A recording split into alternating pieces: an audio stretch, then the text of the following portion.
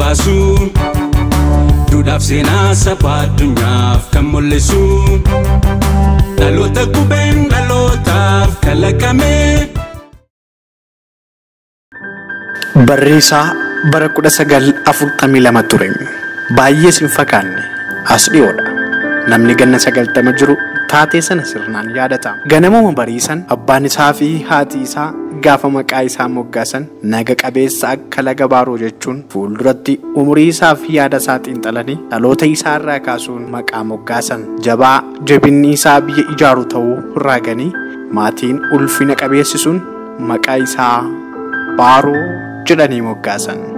Daawwattoota keenya kanan kaasuuf nagaa hin daganne. Qophiin keenya irraa kun qophii faana gootaati. Faana gootaa irraatiin seenaa baaroo tumsaan isin abuursisa. Ani Lalisaa Alamuu.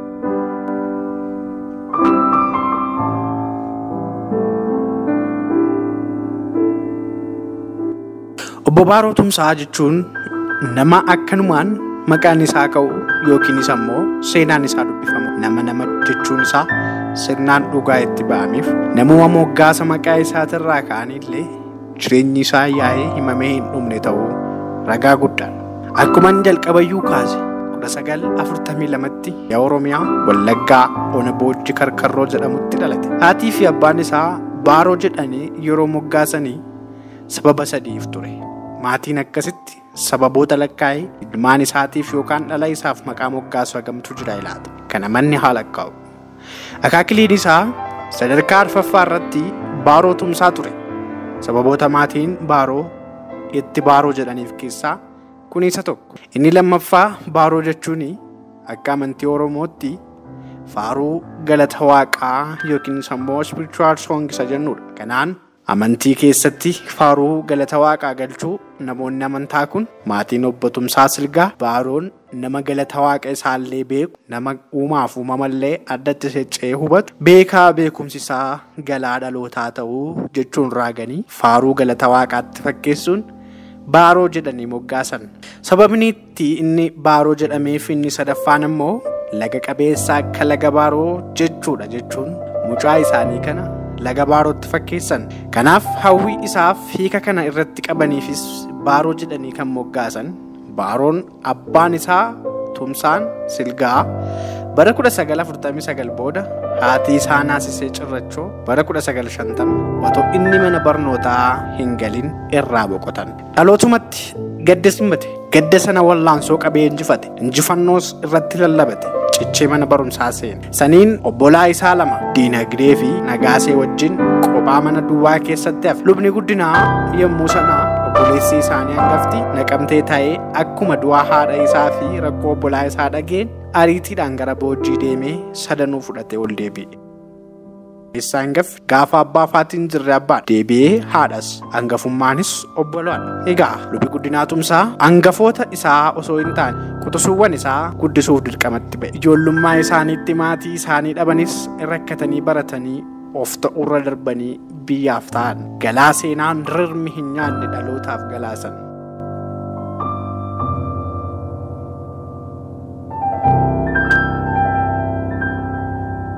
Baaroo Tumsaa gootichi maqaan isaa galaana laga Baarootti fakkeeffame.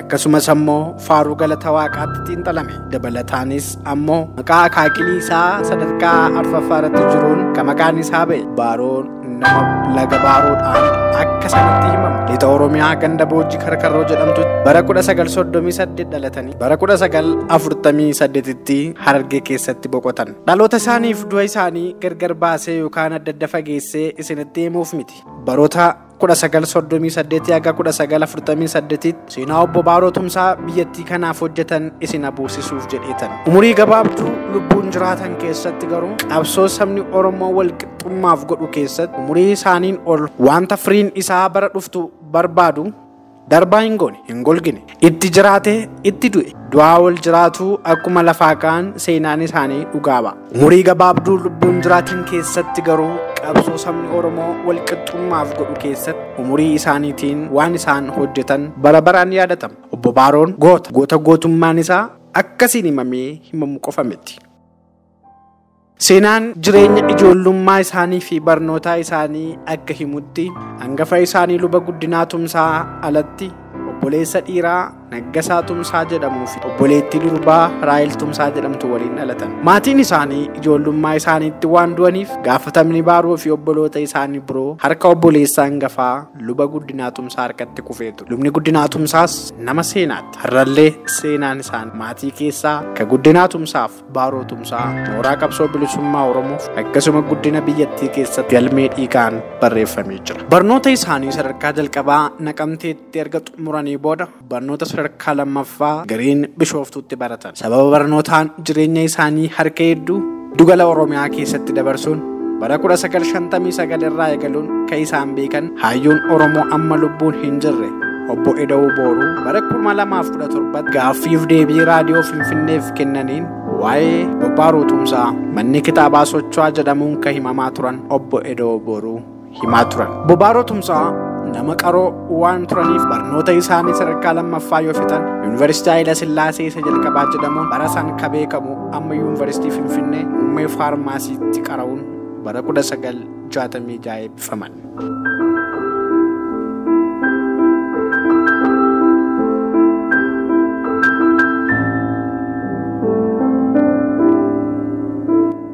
Achis faana Oromoota muraasaa barnoota seeraan eebbifaman akka Baqqalaa Galataa kabarreessaa dhaabbata fannoo diimaa addunyaa ta'an hordofuun obbo Eda'oon seenaa kana ni yaadatu. Yaa'ii hundeeffama adda bilisummaa Oromoo isa jalqabaa dhaabicha hoogganuuf obbo Baaroo waliin namoota filataman keessaa tokko ka ta'an jaalli qabsoo isaanii durii Dr. Diimaa Naga'oo qaama mana maree bakka bu'oota Itoophiyaa keessa jiran barnootaan obbo Baaroo kan isaan dursan ta'us bara Haayila Sillaasee keessa lafti qotatee bulaaf haa kennamu dhaadhannoo jedhuun hiriirri barattoota yuunivarsiitii jalqabaa hooggansa Baaroon akka ba'ame Dr.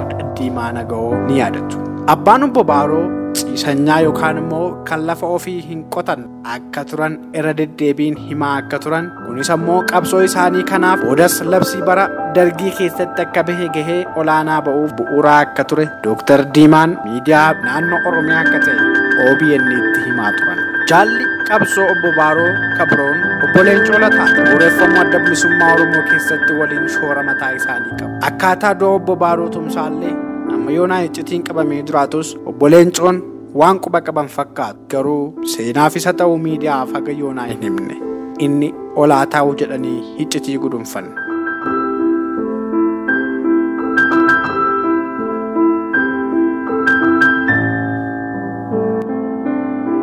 Baaroon Yuunivarsiitii Finfinnee wayitaa faarmaasii baratu pirezidaantii waldaa barattootaa ta'uun hojjetaatii ture. Kun immoo hooggansa keessatti muuxannoo gahaa akka inni horatu isa taasisee jira. Walbeekumsi isaanii osoo waggaa hin guutin obbo Leencoon barnootaaf gara Ameerikaa imalanii waggaa 4 booda yoo deebi'an obbo Baaroo bu'uura qabsoo mirga Oromoo ka ta'e waldaa Maccaa fi Tuulamaa waahillan biroo waliin jajjabeessanii qormaatiilee hedduus keessummeessaa turan jechuudha. Adeemsa qabsoo obbo Baaroo Tumsaa obbo Leencoon yaadachuun himaa turan.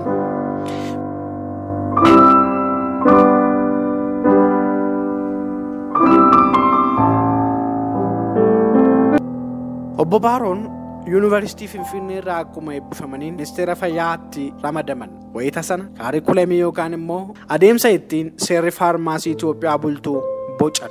Hojii isaanii kana keessatti namoonni dhuunfaa yookaan ogeessonni faarmaasii banatanii akkamiin hojii dhuunfaa hojjechuu danda'u isa jedhuun wixinee isaanii keessa kaa'an. Yeroo kana eeyyama daldala faarmaasii Oromoonni hedduun itti galanii akka hojjetan raagan. Bu'uura kanaan Oromoonni muummee fayyaa baratan baay'een isaanii mana yaalaa akkasuma mana faarmaasii baratan hojii eegalan. Kana wayita dhaga'u Haayila Sillaasee fi waayillan isaa Baaroo Tumsaa hojiirraa geggeessan. Baaroon hojiirraa hin geggeeffamiin wayita geggeeffamus barumsa isaa haala addaatiin hordofuu eegan. Barnoota seeraaf haala itti barachuu danda'an irratti hiriyoota isaa waliin ta'uudhaan hojii barnoota seeraa eegan.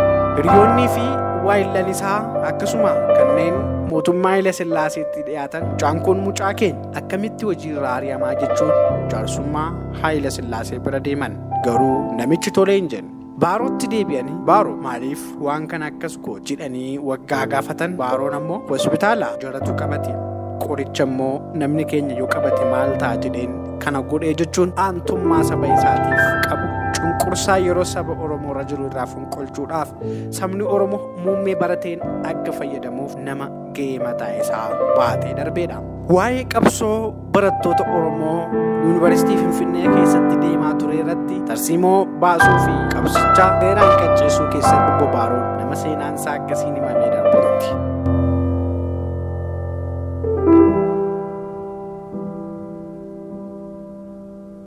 Wixinee qabsoo sabichaa kan Oromoo fi kan saboota biroo haala waliin faallessineen mirga sabaa tokkummaa fi waliin jiraachuu keessatti bobaaruun gahee leencaa baachaa jiru. Sirni Haayila Sillaasee kufee Dargiin yeroo aangoo qabatu bobaaruun jalqaba miseensa marmaarii koomishinii jedhamu ta'anii sana booda immoo Hisbi Dirijit kan jedhamee hundaa'e keessattis ramadamanii hojjetaa turan. Gahee mootummaa Dargii keessatti qabaatan kanarraa kakee gariin obbo Baaroon gartuu ilaalcha Itoophiyummaa dursan keessaa akka jiranii fi adeemsa keessa sababoota garaagaraan dhiibamanii gara qabsoo Oromootti dhufanii jedhuun yaadu. Obbo Leencoon garuu Baaroon ifatti kana hojjechaa iccitiin ammoo adda bilisummaa Oromoo gadi dhaabuu irratti hojjetaa ture jedhu. Bara sana qabsoon Oromoo sadarkaa lamatti hojjetamaa ture kan jedhan obbo Leencoon ifatti waan mul'atu akkasuma iccitiin waan hojjetamaa turetu ture. Baaroon gaaf tokkollee itti amannee waan ifatti fudhatamu fakkeessanii iccitiin hojjetamaa kan ture. Hisbi Dirijitii sana tooftaadhaaf itti fayyadamaa ture jedhu. Obbo Baaroon Abaawoo hundeessuun dura dhaaba Ishaat yookaan immoo Yeetoophiyaa Shiguut Hisboota Abiyaawotaawi Tigil jedhamu saboota uummata kibbaa waliin ijaaramanii turan. Saba cunqurfamoota naannoo uummattoota kibbaa keessa jiran waliin dhaabni siyaasaa obbo Baaroon ijaaran kun namoota kaaniin saboota akka Oromoo cunqursaa keessa jiraniif sagalee ta'uudhaaf qabsoo Oromoo itichuuf saboota biroo obbolaa Oromoo ta'anillee ofitti qabuuf ture. Hundeeffama Abaawoo keessatti hojiilee ijoon lama nama walitti qindeessuu fi sagantaa isaa bu'uureessaan tokko kataan Dr. Diimaan, obbo Baaroo Tumsaa fi obbo Leencoo Lataa akkasuma Dr. Diimaan Agoo namoota sadii sagantaa dhaabichaa barreessan ta'uutu himama. Oromoota kutaalee biyya adda addaa, amantaa adda addaa fi sadarkaa jireenyaa adda addaarra jiran waliin hariiroo jabaa uumuun kan beekaman obbo Baaroon biyya keessaa qofa osoo hin taane biyya alaatti baqatanii barnootarra warra turan akka Hayilee Fidaa waliin illee quunnamtii qabaachaa turan. Keessattuu wanti inni gad-jabeessee itti amanu qaamni bilisummaa Oromootiif hojjetu ilmaan Oromoo godina hundaa amantii hundarraa dhufan irraa bu'uureffamuu qabaa akka jedhu akka deemsaa turan obbo Leencoon amma kan lubbuun jiran seenaa Baaroo walqixxummaa akkasuma tokkummaa Oromootti amanaa akka turellee ragaan isaanii ni addeessa. Amanuu qofa miti. Obbo Baaroon hojii kooti jedhee godinaalee akka Walloo fi Raayyaa irraa nama haga argatutti osoo hin boqotiin hojjetaa waan tureef hooggansi Abaawoo inni jalqabaa akka hunduu keessatti of argu akka ta'u ta'eeraa jedhu. Jaarmiyaa siyaasaa ijaaruuf namoota jajjaboo walitti qabuun barbaachisaa akka ta'e kakaasan hiriyyaan isaanii obbo Kabbadaa Qajeelaa waggaa 3 dura turtii OBN irratti wayita jijjiiramaa taasisaniin Abaawoo ijaaruu keessatti namni ga'umsa akka sanii qabaachaa ture Baaroodha jechuun waa'ee ijaaramuu Abaawollee Baaroo ta'uu kaasu. Baaroon Wallaggaa kee haga baatti kaabaa qabee haga kibbaatti namoota keenya walitti qabuu keessatti illee gahee murteessaa baachaa ture jechuun obbo Kabbadaa Qajeelaa waa'illi isaanii bara dheeraa amma lubbuun jiran ni ibsu. Oromoon amma kanatti deemuu hin danda'u laata jedhu amma yoonaa gaaffiin isaa mataa koo keessa jira akka jedhan obbo Kabbadaan yeroos piroojeektii iccitiiwwan obbo Baaroo fi waa'illan isaanii adda bilisummaa Oromoo hundeessuun bara 1973 fi 1974 wixinee sagantaa siyaasaa adda bilisummaa Oromoo waraqaa irratti obbo Baaroo, obbo Leencoo fi Dr. Diimaan Agootu barreessee jechuun ragaa ba'an. Akka obbo Leencoon jedhanitti wixineen sagantaa kanaa waggoota 2 qeeqamee iyyaafamee waggaa 2 booda walgahii iccitiin sagantaa fi hoogganaa Abaawoo dhaaba obbo Baaroon waahillan isaanii waliin mirga saba Oromoof akka qabsaa'u ijaaran darbees ammoo haajji dhalootaa Oromoo ta'e raggaasifame. Warri yeroo sana filataman Baaroo Tumsaa, Magarsaa Barii, Gadaa Gammadaa, Abboomaa Mitikkuu fa'aadha jedhamu. Sagantaa dhaabichaa obbo Baaroo fa'iin bocame Democratic Republic of Oromiyaa yoo haalli kan mijatu ta'e ammoo mootummaa yuuniyeenii konfedereeshinii fi federeeshinii hin laalla kan jedhutti lafa kaa'ame. Obbo Leencootu akkas jedha. Yeroos kaayyoon ture Oromoo qofa bilisoomsuuf hin turre. Oromoo cunqurfamaa bilisoomsuuf ture. Oromoo keessa qabsoonni jiraatu. Boodeessitoota Oromoo waliinis qabsoon ni jiraata. Qabsoon farra fiudaalaas Oromoo keessattis alattis ni geggeeffama jedhanii sagantaa isaanii keessatti lafa kaa'an yeroos. Qabsoon dhaabni kun geggeessu qabsoo siyaasaa fi hidhannoo akka ta'u sagantaa dhaabichaa bara 1976 raggaasifame ifatti kaa'ee akka tures obbo Leencoon ni yaadata. Kunis ammoo hojii obbo Baarooti. Duula Harargee fi du'a iccitii obbo Baaroo ilaalchisee bara 1975 mootummaan Soomaaliyaa akka Sa'iid Barreen kutaalee baha Oromiyaa hedduu fi Baalee to'achuuf weerarri godhamee hojii siyaasaa hooggansaa Baaroon hojjetame booda Oromiyaa keessatti erga fashalaa'ee booda hoogganoonni dhaabichaa siyaasa biyya keessaa yeroo tureen magaalaa keessa turuuf hireen qabaachaa turan waan dhumaa deemeef magaalaa bahuuf dirqaman. Hoogganoota dhaabichaa keessaa Jaarraa fi Mul'is kanneen jalqabaa waraanatti makaman ta'uu obbo Leencoon ni yaadatu. Suuta hooggansi hunduu bosona yeroo galu obbo Baaroon gara dhuma bara 1977 ijoollee isaanii umurii xixiqqaa fi haadha warraa isaanii dhiisanii Harargeetti bosonatti galan. Hoogganoota dhaabichaa magaalaatti hafan keessaa namni dhumaa magaalaa bahe obbo Leencoo ta'an quunnamtiin hooggansa bosonaa jiru waliin tures karuma isaanii ture. Baaroon hanga daggala lubbuun turetti barnoota poolitikaal yookaan immoo barnoota siyaasaa irraa bifa garaagaraatiin qopheesse ijoollee leenjisee ijoollee ammoo waraana akka leenjisan hojjechaa ture jedhu obbo Leencoon seenaa isaa wayita seenessan. Haalli du'a qabsaa saba Oromoo fi cunqurfamoota biroo obbo Baaroo hedduu ifa miti. Eebilaa kaasee eebila keessa bara 1978 keessa guyyaa jalqabaa dirreetti bahan gaafa inni wareegame baran ture. Gaafa sana galgala isaa wareegame balaa haala hin yaadaminiin wareegame. Wareegamni isaa siyaasaanis akka wal hin qabanne amantiin waan walitti hidhates hin turre. Balaa tasaa ture. Mootummaan yeroo sanattis hin turre. Haala keessoo yookaan immoo wal dhabdee tures miti jedhu. Haa ta'u malee garuu erga sababoota sadeen kana hin taane maali kan jedhu namaaf hin galu. Leencoon iccitii kan hin himne. Haala wareegama obbo Baaroo ibsu hayyama warraa fi dhaabaa kan isaan feesisu ta'ullee obbo Leencoon lataa BBC'n wayita gaafatu homaan dubbanne.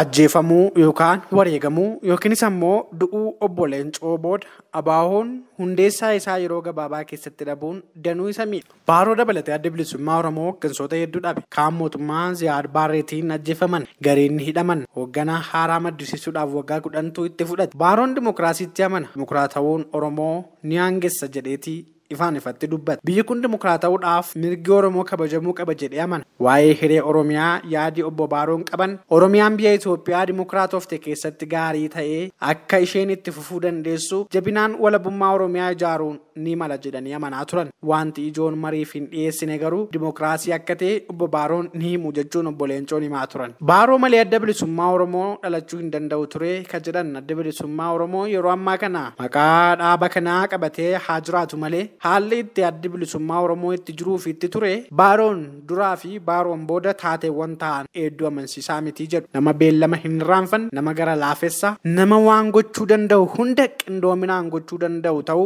Dr. Diimaan waa'ee obbo Baaroo tumsaa jabinaan lafa kaa'u. Bara barnoota isaanii yuunivarsiitii Finfinnee xumuranii hojii dhabanii turan obbo Baaroon miindaa Dr. Diimaan alattis namoota biroonis akkasuma arjummaa obbo Baaroo dhugaa ba'u. Siyaasa Itoophiyaa keessatti mirga sabaaf sablammiilee kabajuu, qabsoo sosochii barattoota Itoophiyaa keessa galchuun namoota siyaasaa Itoophiyaa keessatti yaadataman lama keessaa tokko obbo Baaroodha. Namni biroon ammoo nama walloo kataan obbo Wallaalanii Mokonnon jedhamu ka jedhu obbo Idawoon yeroo lubbuun turetti obbo Baaroon dhimma Oromoo fi sabaaf sablammoota waltajjiiwwan siyaasaa kanneen Itoophiyaa dursan irratti illee dhiyeessuun adda durummaan gadi jabeessee himaa ture jedhu.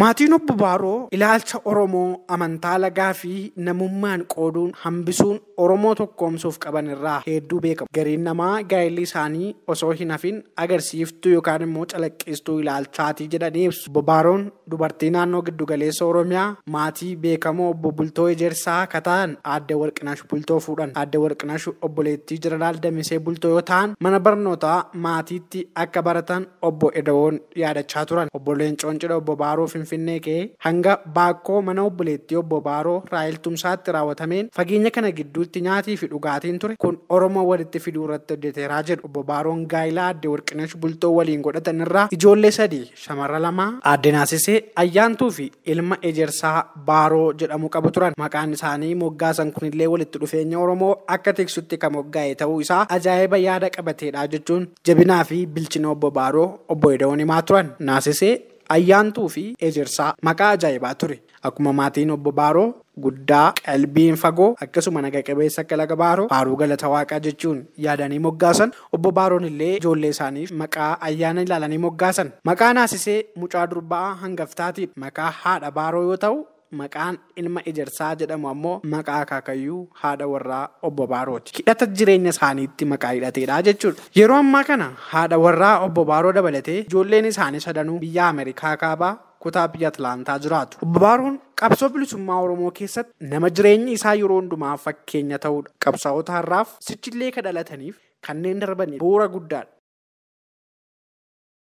Kitaaba seenaa goota Oromiyaa jedhuu fi akkasumas ammoo gabaasaalee miidiyaalee garaagaraa walitti qabuun seenaa Baaroo isiniif dhiyeesseen jira. Kun seenaawwan himamsa daqiiqaa muraasaa keessatti himaman malee waa'een Baaroo Tumsaa dubbatamee hin dhumu. Yoo haalli mijate namoota biroo fi haalota garaagaraan seenaa isaa qophii faana gootaa biraa irratti itti dabaleen isinii dhiyeessa. Kanarraa asuma irratti hin gudunfu. Na daawwachuu keessaniif galatoomaa. Allalisaa Alamuuti kabajamaa.